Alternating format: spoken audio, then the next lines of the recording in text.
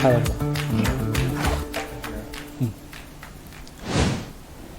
Hello everyone, welcome to DTC Talks hosted by NextSmartShip. My name is Kai, a project marketing manager in NextSmartShip, and this is DTC Talks, stands for Direct to Consumer Talks. It's a series of live webinar about e-commerce business. So we invite e-commerce operators, founders to share their experience to help your business grow. And today we are so happy to have you here. We have audience from all over the world. So please feel free to drop into the chat about where you're from and pop up any questions in the process. We're gonna make sure to get your concern by the end of this webinar. So good morning, good afternoon, good evening to everyone from different time zones. And this is sourcing from China. We're gonna share the tips, all the things you need to know about sourcing from China. And today we have a special guest who we got here, Lisa Chen from Supplyia Sourcing Company. Welcome, Lisa. Thanks, Kai. Hi, DTC Talks audience. I'm very pleased to be here today. Yes, and today Lisa from Supplyia also prepared a gift for you. So for everyone who signed up this live webinar, we're gonna give you a free sourcing service for your first 2 products in Supplyia sourcing services. So that means normally, they charge around $50 about sourcing fees, but for our DTC Talks audience, you don't have to pay for it. Also, there's another surprise, right, Lisa? Yes, that's true. One more surprise to the people who watch us right now. We will choose 5 of them to give another gift. No commission fee for your first deal with Supplyia. What does that mean? Usually we will charge 5 to 9% from your order with your supplier, but for our audience today, you won't pay for it for your first order. Yeah, that sounds very tempting, doesn't it? So how to get it? I will let you know now. So I will send promo code by the end of this webinar. And then you're gonna send this promo code to our email, which is marketing@nextsmartship.com. So the promo code I'm gonna tell you in the end of this webinar. Just stay with us, and we're gonna choose at least 5 clients to become our special clients. We're gonna give you the sourcing special bonus. So one is no sourcing fee, the other one is no commission fees. And we have audience from all over the world, so please stay with us. And we are on live on Facebook. Please tell your friend, tell your e-commerce friends to join this live webinar, okay? And also, so before we jump to sourcing from China, I'm gonna give you an overview about NextSmartShip. So we are 3PL. We are the global leading fulfillment service company. We serve DTC brands to pick, pack, and ship the products from their suppliers to our fulfillment centers and to their customers globally. We don't have MOQ, so no matter what kind of size business you're running, you are our VIP customers.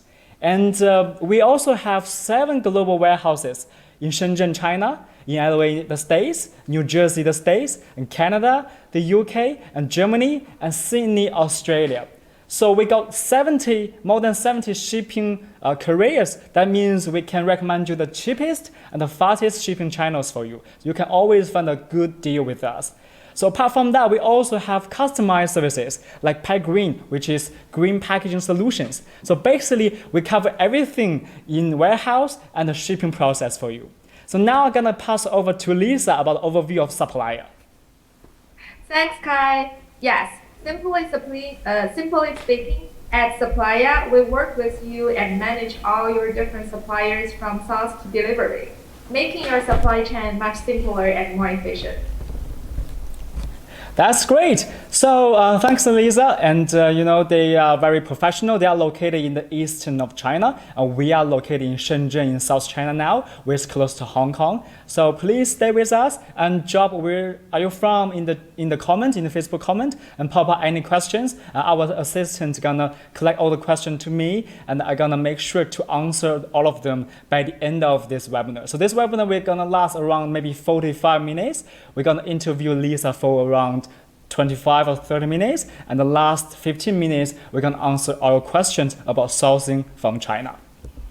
And this episode, we're gonna discuss about 5 tips about sourcing from China. As we all know, most of the DTC brands have suppliers in China. So they have so many like pain points, like how to deal with Chinese suppliers.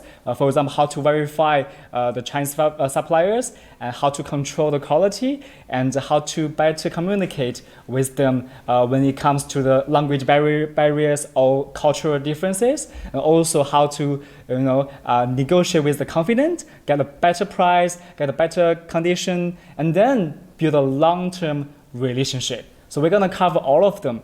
So we're gonna help you with all. Please stay with us. And so now we're gonna start this journey with you guys. So first of all, we're gonna talk about how to find suppliers in China. So there's a friend from Italy. We have a survey before, we collect questions before. His name is Fabrizio. He said, what kind of suppliers are there? And how to understand the differences between trading company and manufacturing or other different types of suppliers. So Lisa, would you like to answer these questions? Yeah, sure. Well, I would say the most two common types are trading companies and manufacturers when you try to look for suppliers in China. For trading companies, they don't produce the product by themselves. They buy products from different suppliers, or they design their own products. They do not actually own a factory. But for manufacturers, they are the people who really make production of the products. However, something you need to pay attention is that some manufacturers, they sometimes will buy products from other factories and sell them to you. And in this case, they are also acting as a trading company. Okay, so you mentioned that some kind of agency, right? They don't have their own manufacturing, but they can help you to source some factories. Yeah. But some of them, that's like kind of a trading company. Okay, but some of them you can just directly talk to them and to get the products from them. But you have to prepare your needs, your design, and to tell them what kind of products you want, and they're gonna send you samples, right? Yeah, if you're going to work with the manufacturers, you need to tell them your product design or your specific requirement for what kind of product you want to produce. And there are more details you have to follow up with the manufacturer because they are the people who actually manufacture the product you want. Yeah. Right. And there's a friend from Nigeria. His name is Avery. He say, how does one order from China and how legit is 1688.com? How do you order from Alibaba to their countries? Okay, so 1688.com is now very popular, but it is actually different than Alibaba. 1688 was used locally in China. If you want to buy from 1688, you can still do it with an agent. When you buy from 1688, the process is actually simple. You just need to follow the steps there on the website, and it's very clear. However, if you buy it by yourself, you may face a lot of issues, such as you place the order, but you don't know how to follow up when they will ship the order, and you may have some quality issues later, and you don't have a good way for quality control. Do you just ask like how do you order from a different country like Nigeria? Nigeria. They want to say like how do they order from Alibaba to Nigeria? Yeah. So as far as I know, you may have problems with payments if you order from Alibaba directly from Nigeria because of the foreign exchange controls. But as far as I know, there are a lot of agents in Nigeria too. You can try to get help from them in this case, which can save you a lot of time and effort, as I mentioned earlier, because even you can buy it, you finally figure out a solution to buy it, by yourself directly. You will have a lot of issues later that, out of control. So in this case, I still recommend, try to work with the agent. Okay, right. I got it. Especially there's some maybe language barriers and some policy from different countries. So maybe it's easier to work with the agency, right? Yeah. then like payment issues too. Yeah. Right. And there's a friend from Malaysia. His name is Maud. He want to ask what's the OEM and white label products and how to choose them. Yeah, I heard a lot of OEM and white label, private label. So what's the difference between them and how to choose them? Okay, that's a good question. Generally speaking, I would say OEM. Do you know actually what OEM means, by the way? I think it's like originally like maybe you're trying to find a manufacturer of to produce a certain product only for you, like special for you, not for other people, and you take your like brand or image or marketing stuff on it, so that will be yours, right? Yeah, that's very close. So, well, let's look at the three letters. So OEM refers to original equipment manufacturer. Manufacturing, yeah. It means you provide the factory with the design, like your own design, and they help you to produce the product. And then white label products typically means it is a factory who offers the product, and then you name it as your own brand. So, Okay. white label products really are suitable for, people who want to test some products at the beginning stage. Because at this stage, you don't want to do a very big investment to do your own product design. You may just want to get familiar with the whole process about how to build a supply chain in China. And then as the business grows and later OEM products can be developed to increase competitiveness. Because at this stage, you're familiar with the market and you get more sense about what you really want to do in this market.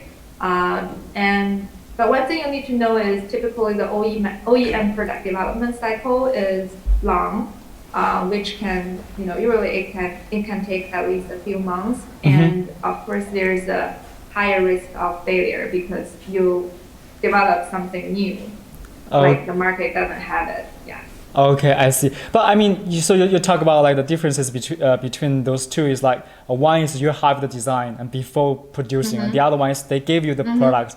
You don't have, so there's like a zero space. Like if I want to, I just start my business, online business right now. I don't have much time or money to have a creative products design idea, but I still want to maybe change a tiny bit about the products you provide to me. Can I do that way with the white label manufacturers, or they just very strict? Well, no, we just give you what we have, that's it. I think it's possible. If you just want to make a little improvement or tiny change on an existing product, that's totally possible. Like I will give you like a simple example. It's probably not the real case. For example, if you're going to, you want to buy a mug, but you want to change certain design of the mug. For example, you want to add a specific cap. So, or you want to put your own brand on the mug. Yeah. So certain kind of customization is possible even for the white label product. I think it's kind of depends. What maybe your cap is the factory you're talking to, they may already have it, or putting a brand name on the mug, they already do this before. So it's not like a totally new OEM product. Okay, I see. It sounds like a more OEM is more like a functional products. Maybe there's different functions and from the shape or something inside. Yeah. It's so bigger. you really have to discuss with the factory and see whether they have the ability already. Yeah. Okay, I see. Yeah, don't change the key part on the main components. Yeah, you can make like tiny change like you mentioned. Yeah.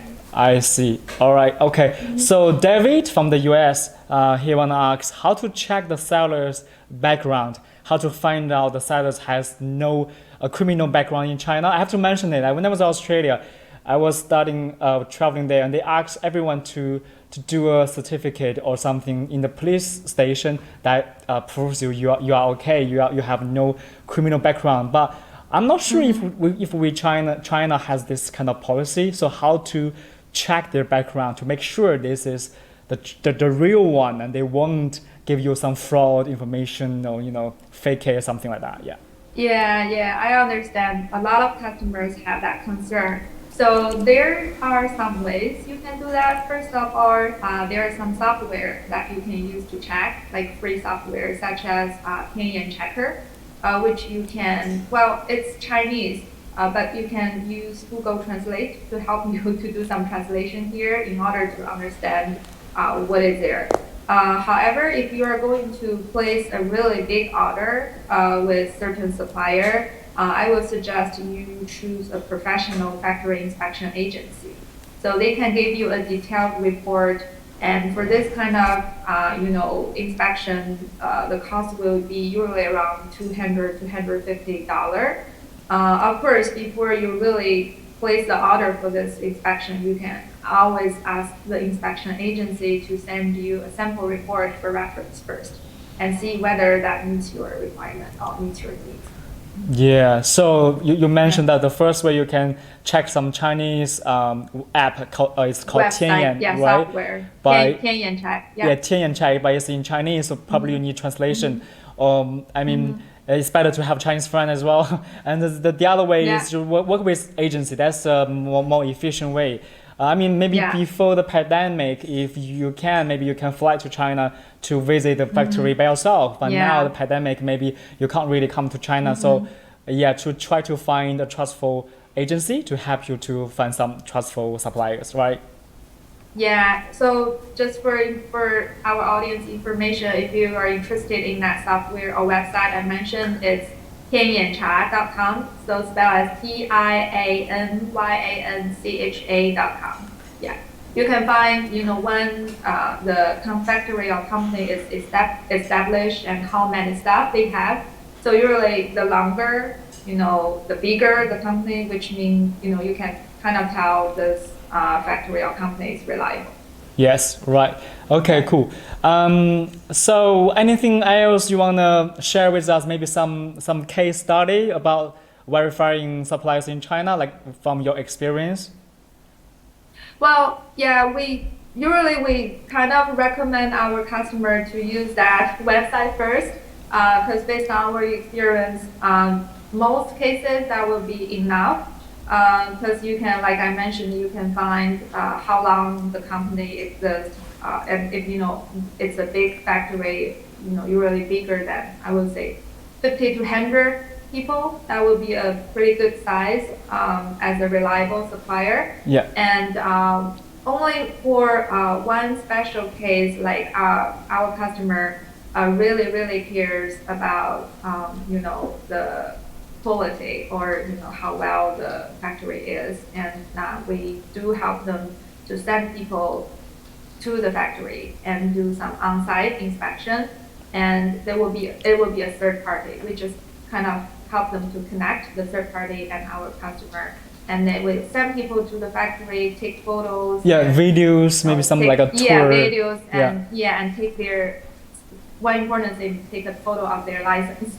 Manufacturing license. Yeah, because it will show exactly the time of when the factory is established. Yeah. Right. Okay, DTC audience, please remember you can choose to work with the agency and ask them to visit the factory and take the picture of the license. Also, maybe take some videos of the factories as well if they are allowed you to do that. So just maybe ask them to send the samples as well. So just double check from different ways to make sure the suppliers are real and are responsible, right? Yeah. Okay, cool. That's true. Yeah, so let's jump to the second point. How do we control the quality? We got a lot of questions about this because, when we start to promote this live webinar, we receive more than 500 people to sign up from all over the world, from the US, from Canada, from Australia, from Africa, from Europe, and many of them ask the quality control because everyone knows that the cost is quite cheap in China, but people kind of still worry about the quality. But actually, these few years, gradually Chinese products quality has been significant increased. So it's been very good. But still, do you have some tips about doing the quality control? Oh yes, quality control is very, very important. So I think based on our experience, my suggestion will be negotiate with the factory first and make sure the batch order you placed will be inspected before the shipment. And when the goods are ready, you can also, again, third-party inspection agency, because they are not, belonging to the factory, and there are some kind of middle person there, and they will be honest to you. And you can send the third-party inspection agency, and again, similar cost for this kind of inspection will be around $200, $250. And but one key thing I want to remind everyone here, this kind of inspection is not a one-time check. Yeah. You need to do this every time, in the best case, when you place a batch order, or at least do it frequently, even if you have a consistent, you're going to place a few more orders with the same factory. It's not mean like the quality of this batch is good and then all the future batches will be good. So remember to do this multiple times or do it frequently. Right. So the pre-quality inspection also do the multiple times check as well, not just one time. Yes. And so there's a friend from Italy, Marco, has a question. How to ensure my own design is protected, or will not be copied and sold under different brand name? The copyright, basically he's talking about the copyright. Yeah. It's a very hard question. Well, a lot of our customers ask us this. It's kind of difficult, or it's very challenging, or it's hard. I don't know which word is the right word, but it's very hard. So you can, our suggestion always be you can try to sign a confidential contract with the factory. However, many sellers, they can buy products actually from you, because you have the product and you are selling them online. So your competitors will try to buy from you first. And then they send your product to some other factories in China and ask them to produce the same product. So what you have to do, or the best way, at least in our opinion, is to register a patent both in China and in your country, so the others cannot sell it. Okay, that's very important. That's very for your copyright, for design. Yeah, because nowadays, I mean, the creative idea is very unique, and everyone wants to have their own brand, their own style, not just the average or generic product. So they really want to keep their copyright and protect them as well, especially when they do some business cross the border, from the people from other countries as well. So yeah, that's very good suggestion. And so I just have another question is, for example, during the process, like we work with, for example, I'm online seller and I'm work with agency, or I'm working with a factory, and you send me the sample, everything looks good. But when I start to work with you and you send the products to my customers, or I send the product to my customer, but if there's something broken or something damaged or something wrong with the quality, do you guys, or does agency have some insurance to guarantee or to get refund? Yep, I understand your question. So first, for this case, we will highly recommend our customer to sign a contract with the factory. We can help prepare the contract, and we list everything in the contract as a protection for your benefits, for our customers' benefits. If there is a problem with the product, we will write clearly in the contract, if there's a problem, it can be returned or reproduced. And if there's a dispute, then you can use the law to protect your benefits, if you sign this contract. Since you're in a different country, it is difficult to understand the overall situation of the product production. So it's more important to have someone like, an agent like us to act between you and the supplier and to help you set up this kind of contract to protect your benefits. Correct. I think this also answer another friend, Emily from Canada, not from Paris, but from Canada. And so he want to say how to control the quality or maybe enforce the factory do something, I guess you just answered it. Like you can sign up a contract, like maybe a strict contract about that. Like if there's something wrong with my products, you have to do this way. Because customer service or customer experience way more important to us. Otherwise, if they give our bad review, the business will going down. So sign a contract with them, right?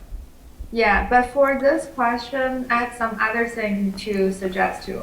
So it's very, very important to set the standard. Yeah. Do the inspection, or send the third-party inspection agency to help you do the inspection during production and before shipment. And do not pay the final payment until you're sure that everything meets your standard. Okay, so divide your payment and so it's just, I got it. Yeah, that's a great idea. Yeah. All right. So let's go to the third point, how to overcome the cultural differences and the language barrier. So Chris from Australia. Good day, May, if you are watching the live show. So Chris asks, I'm a non-Mandarin speaker. How will this impact on my communication with China suppliers? Well, I would say it's not necessarily that you have to understand Chinese to help you communicate better, unless you can speak native Chinese and really familiar about all the cultural difference. I think the most important or the key thing here is you just have to make your point very clear, no matter in which way. And also nowadays, I think many professional factories, they do have professional staff who can communicate with customers in English. Yeah. So I would say if a factory really does not have this kind of staff who can speak English or at least understand English, if your product have a problem in the future, it's almost impossible for you to communicate to solve. Right. Yeah. I think that's quite easy to understand. Nowadays, I mean, if you are running a global business with foreign company, you have to hire someone who can speak English and to communicate with them. Even some giant company, they have some French speakers or Italian or Spanish, something like that. Yeah. So and also I think you mentioned a really good point. Don't really be afraid or be stressful about the cultural differences. I think just make your point very clear and write it down, not just talk, write it down on your email, on your messengers, anything, and everything, just make sure they reply you. And also you have to understand what they mean, and so double check with them. I guess that's very, very important for the communication, right? Yes. And do you have any case study or what happened to you before? Maybe something weird or even some joke happened between the suppliers and the global online sellers, and there's some misunderstanding. Do you have some case? Yeah, we do have one customer who is trying to customize a soap box. Like he's trying to develop a very nice wood-made soap box, and I think he had some communication issues with the manufacturers. So he talked to us, and I think for everyone, not just this case, I think the best tip here to help improve communication efficiency is, you just mentioned a little bit actually to Tai. So I think you should be prepared before you communicate. That's the best tip. So we just suggest him, you can list everything on a table, all your specifications and requirements, the color, the size, what kind of wood you want to use for the soap box. And when problems comes, sometimes even you think, a product design is difficult to be expressed in words, you can use a clear drawing, use a picture, use your design drawings to do a good illustration. That's sometimes a better way to communicate. And also keep a record of all your communications and use them as a proof when problem occurs. So you always have a proof to talk to the supplier, say, that's our first iteration, and we talk about this. Yeah, and I think that customer actually followed our tips, especially he used some very clear drawing to show his idea of the product design, and the outcome looks really good. Yeah, right. I think about the cultural difference, or when you do some international business, You need to be, I think let's just be maybe a little bit more open-minded and be more understanding, you know. It won't be that smooth or easy comparing to communicate with the people who, where are you from, the same country, you know, that won't be that easy. So just be prepared, be patient, let them know what you need and ask them what you don't really understand. And you always can find like a better way to understand each other and to get the work done, right? Yeah, exactly. Yeah, great. And so, the fourth question is about, you know, the negotiate with the confidence, because, you know, everyone is worried about the price. I think for everything, for every business, the customers or clients always ask the first question is, what's the price and how cheap it will be? Like, but I guess, you know, I mean, you can always find the cheapest price, but maybe they don't have quality guarantee.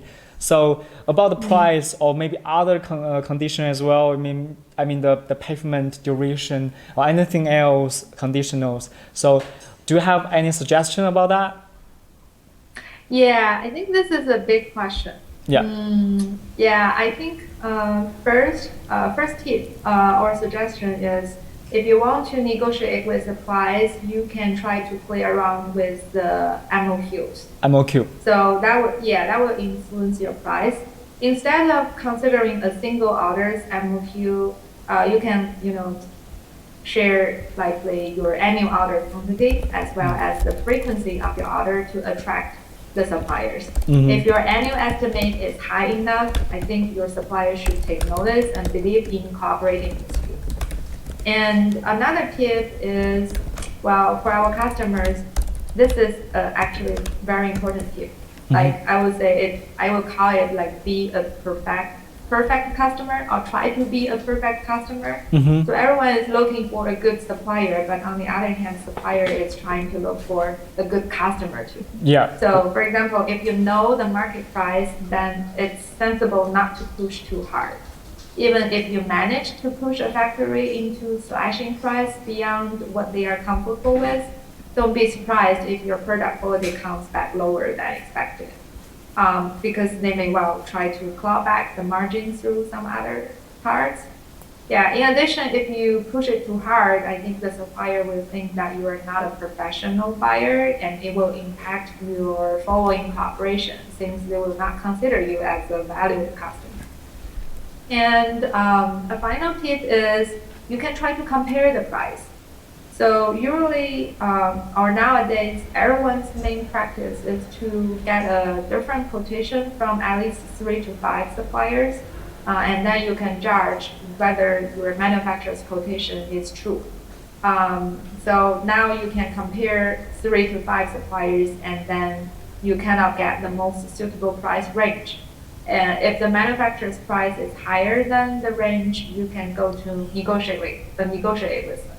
So for this part, you have to judge whether the manufacturer's price is high or low first by yourself, and then negotiate the price.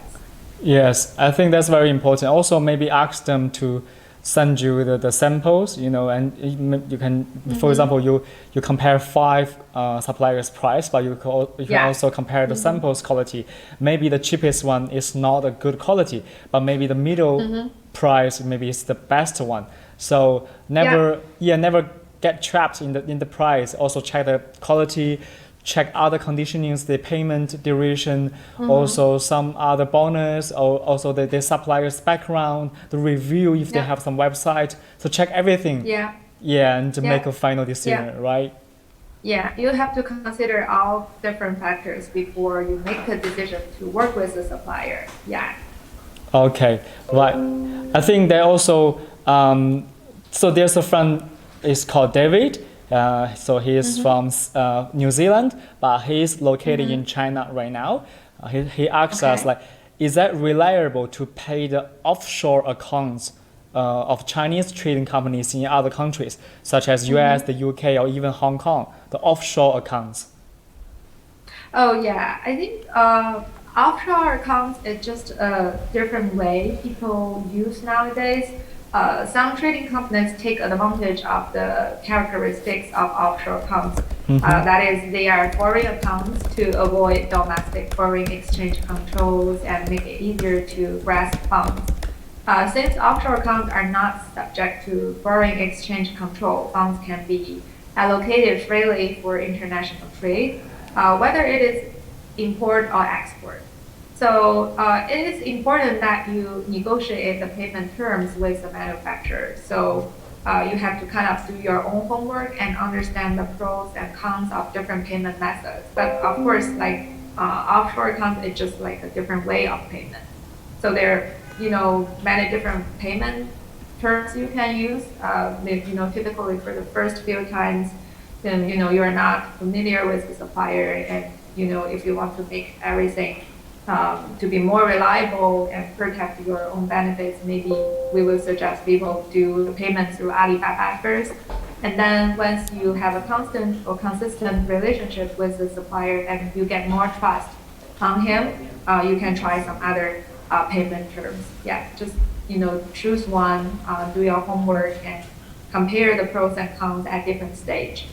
Yes. So I also started like the offshore accounts maybe has a certain degree of risk. So as you said, maybe in the beginning, if you are not familiar with the suppliers, just pay them through some official website like Alibaba or other company agency, and then gradually when you build a really trustful relationship, you can just think about other way. Maybe it's easier for you and other people as well. So, but always consider the risk, right? Yeah, exactly. Okay, I think above all, like we talk about the quality control, we talk about negotiating the price. We also talk about how to overcome the cultural difference, and from the beginning, we talk about how to find suppliers in China. And so all in all, how to build a long-term relationship with China suppliers? That's another big question. Yeah. I would say suppliers, they tend to make allowance, work harder, and do favors for good customers. So, we mentioned this in previous questions too. They also look for a good customer, and they look for long-term relationship. That's good. And they will also be more afraid of losing your business and less likely to gouge you on the price if they think you are a good customer. And the alternative is that they might not like you and will see you as a pain, leading to the opposite. So the general suggestion is you try to act reasonably. Like we talk about, don't try to push the price too hard, push it to an unreasonable range, and act predictably, communicate clearly about what's important to you. Don't squeeze them too hard on the price, and they will particularly like customers whose orders are growing and who don't ask them to do too much new product development work. So if suppliers fear a bad reaction from you too much, when problems occur, they will tend to keep them from you until the last minute or hide them completely in the hope that you don't notice. So this is kind of counterproductive in a way, but they don't like confrontation with an angry customer. So refusing outright to accept something can lead to a breakdown in communication, as the most Chinese supplier will feel you are being unreasonable for not trying to be flexible. You know what I mean, right? Yeah. Instead, if the problem isn't too great, we typically will suggest our customers see if they can do extra testing to assure the products work as expected, or pay a reduced price rather than rejecting a whole batch of order, unless the problems are totally unacceptable. In which case, you can refer the supplier back to your documented specification and requirements. So here we go. That's why I have a detailed list of specifications and have them documented is important. Just in case anything happens, you can refer it back.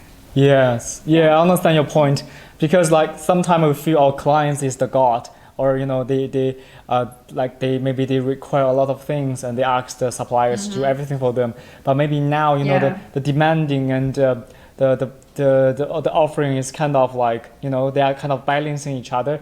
And as there's so many suppliers serve many global online sellers as well. So maybe, as you said, maybe don't push the price too much, and make the communication smooth, and also like understand each other's needs, and because they're from different countries, especially now pandemic. Sometimes maybe the lockdown or everything will affect your shipment or your producing. So if you don't have a long-term or really reliable relationship with the suppliers, they might affect your business a lot, right? Yeah, exactly. Yes, and also there's a friend from France. So her name is Marion. He said, "What's the determining factor for long-term relationship, long-term partnership?" I think you mentioned some of them. Do you have a conclusion? Like, what's the determining factor for long-term partnership? Well, I think in one sentence, you have to find a way to build that trust between you and the supplier. Mm-hmm. That's like kind of make a very, very big conclusion. Or, generally speaking, that's the key thing. But how to build that trust? It takes time. That's, also we call it a long-term relationship. It takes time to build the trust, no matter your trust on the supplier or the supplier's trust on you. When you, really do the first time, order with a supplier, it's almost impossible for both of you to trust each other, right? And then you have to communicate, be open-minded, communicate more with the supplier, always make your points clear, and, tell them what you really want. And, I think communication is the key thing here. Okay, great. And just remind our audience from all over the world. And this is live webinar about sourcing from China. We're gonna give you 5 tips, and it's hosted by NextSmartShip. We invite Lisa Chen from Supplyia, which is another sourcing company in China. So we are located in China right now, but our audience from all over the world. So please feel free to ask any question now, because now is our Q&A section. Just drop your question in the Facebook chat box, and we're gonna pick up them to answer questions. So now there's a friend, he has a question. So he asked, is there any government-owned or managed website with all the legitimate suppliers that can access and use to verify? Like does China have some government-owned website to check their real or reliable?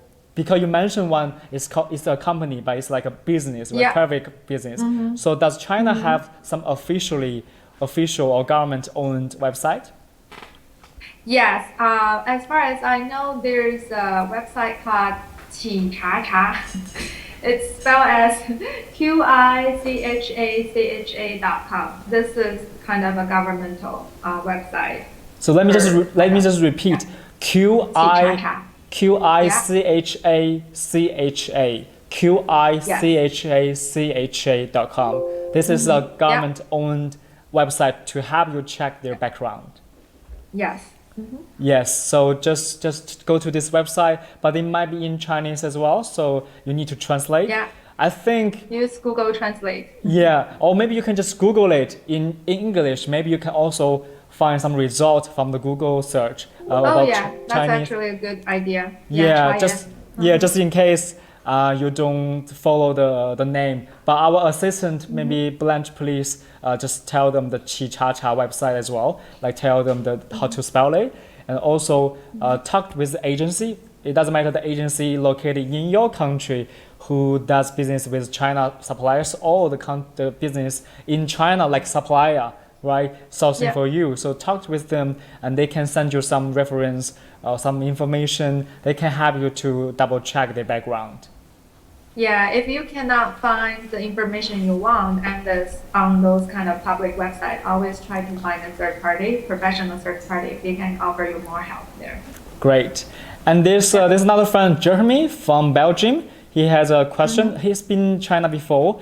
He just want to ask, where's the factories? Like, which part of China has most factories who do overseas business? I mean, global business for online sellers.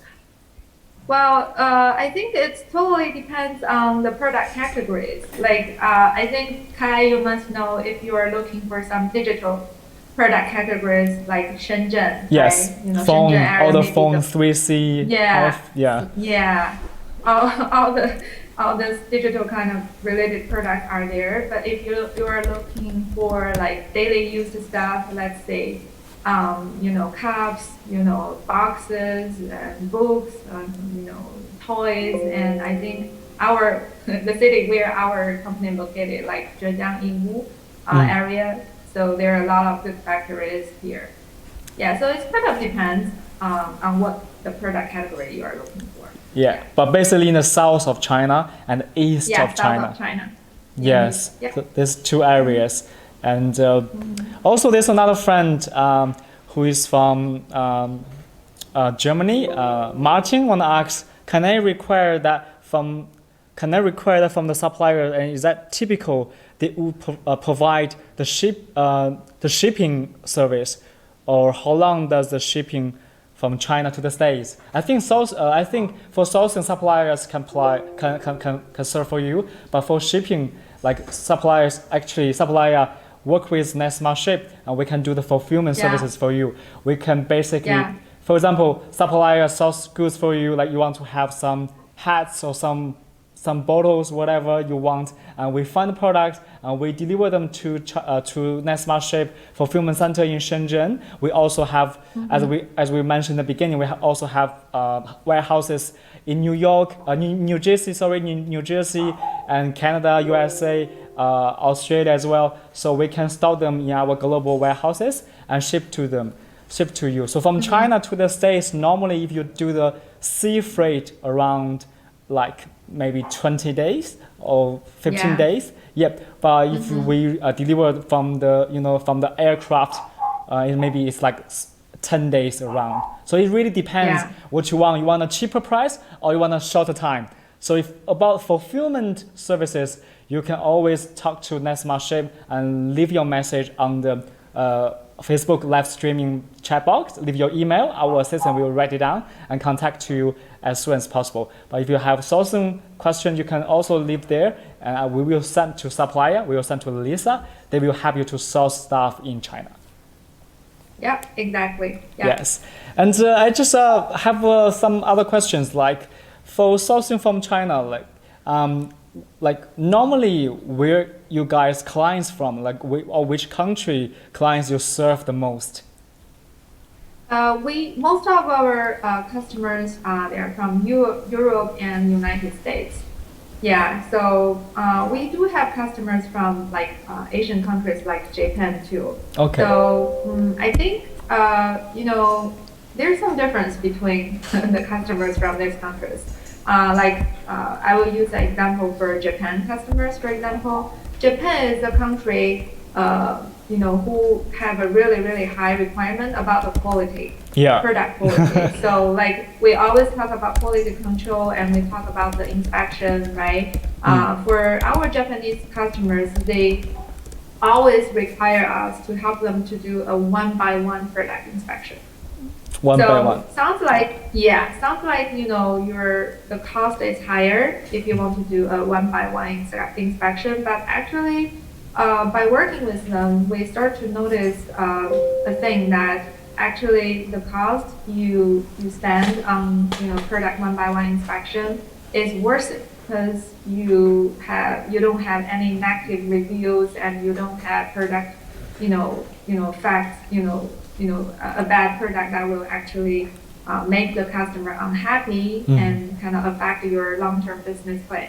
But I think for most of our Europe and American, US customers nowadays, they still prefer to do a kind of random inspection. So for example, depends on the total number of products in this batch order, they typically ask us to help them to do 20% or 30%, depends on their needs. Yeah, but I do see a trend, like some of our Europe and United States customers, they start to want to try the one-by-one inspection, especially for Amazon FBA sellers, because they don't get the products by themselves. We help them to do, like you, right? NextSmartShip, you can help them to send the product to their warehouse, to the warehouse directly. Yeah. And then in this case, one-by-one inspection is kind of what they need. Yeah. Okay, so one by one inspection is a trend now, right? Yeah. So yeah, we do have customers from everywhere, but yeah, I think the main thing is the same. They're looking for help to build their supply chain in China, and they're looking for shipping service like your company can do. They need some professional help here. Yeah, right, awesome. And now we're just sending the promo code on the screen, you can see. So if you like, you can send NextSmartShip, our company's name, to marketing@nextsmartship.com, and we're gonna choose 5 of you guys to enjoy the bonus. So the bonus, as we mentioned before, one bonus is there's no serving fee for your first 2 product sourcing from Supplyia. Normally they're gonna charge you, but for DTC Talks audience, you don't have to pay for it. And this another one is no commission fees, because they normally charge 5 to 10% of streaming audience. You don't have to pay for it as well for your first time working with suppliers. So please send NextSmartShip to marketing@nextsmartship.com, and we're gonna reply you as soon as possible. Yeah. So I have one more, the last question. I think so. We're gonna finish soon, but the last question is because nowadays many people like to do online business. I mean, online business already started a long time ago in China, but now it's blooming in the Western country, especially after the pandemic. People prefer to buy something online, so they want to know what's the trend. Like for example, for American people, like for American online sellers, which 5 or 3, I don't know, maybe like the most popular products they like to sell. Can be apparels, can be some clothes. Do you have any suggestion for the people who want to start their business? Well, I think this is hard for me to make that suggestion because really we see customers who are looking for all different kinds of products. So I don't really want to give you a top 5 suggestion here because I mean for each of you who want to start your business, I will suggest you trying to find an area you're really interested in. Because without interest, you won't dig into this area. You won't dig into the details of the products. Then you don't know what kind of things people are looking for in this area. No matter you want to do clothes, you want to do children's toys, or some other daily used stuff. So it really depends. You try to find the area you are interested and do a market research and product research first, and see whether this thing you're interested has a potential market. Of course, you can do some search of the top selling product in this area first, and then that will be always like for something to give you an indication of which direction you can go. Yeah. Okay. So first of all, the interest. Which area you have the passion. If you really like to have your own brand of clothes, just do it. If you like to apparels or other electronic, just do it. And secondly, do some research. And is this popular or what's the competition situation? And the very important, where is your target market? You want to target the States, you want to target Europe, you want to target Australia, you want to target to China. So make sure the target market and what they like. So your interest and what they like, make a combination. And then you start to source your products with Supplyia, with some agency like them, and ship them with like some company like NextSmartShip and to your customers globally. Yes, that's good. So we are going to the end right now. So please remember send the promo code NextSmartShip to marketing@nextsmartship.com. Our assistant will put this promo code in the Facebook chat box as well. And we're gonna choose a few of you guys to enjoy the 2 bonus, no sourcing fee, no commission fee. And today, thank you very much, Lisa. Lisa shared with us about 5 tips how to control the quality, how to verify the suppliers, how to negotiate with the confident, how to build up a long-term relationship, and the other one. What's the other one? Is the price, or how to negotiate the price with the suppliers as well. So thank you very much, Lisa. Yeah, you're welcome. I'm very happy to share all this experience with you and with our customers today. Yeah, great. So we're gonna have this DTC Talks webinar once per month, and this month we are sharing about sourcing. And the next episode, we're probably going to share funding or marketing or Google Ads, anything related to e-commerce. So this is e-commerce webinar. We're going to share everything you need to know. After this webinar, you're going to have a fully understanding about a certain area of e-commerce. We really hope we can help your online business grow. So thank you, Lisa, and thank you all the people from all over the world, and see you next time. Bye-bye. Thank you. See you. See ya. Bye.